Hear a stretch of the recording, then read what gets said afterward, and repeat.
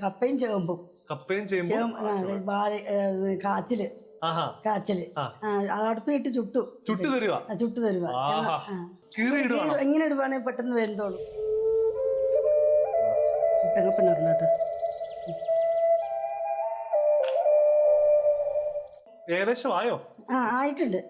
ആണല്ലേ? നമുക്ക് എടുത്താലോ.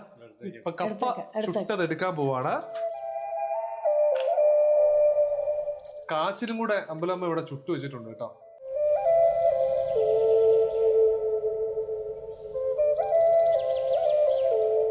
ഇവിടെ നമ്മുടെ കപ്പ ചുട്ടെടുത്തത് കാച്ചില് ചുട്ടെടുത്തുകൊണ്ട് അതിന്റെ കൂടെ അമ്മ ഉണ്ടാക്കിയ ചമ്മന്തിയാണ്.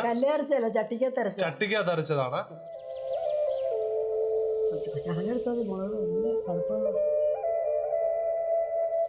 സൂപ്പറാണ്. കാച്ചിലാണേലും കപ്പയാണേലും ഈ ചമ്മന്തി ആണെങ്കിലും ഒന്നിനൊന്നും പറയാൻ വയ്യ.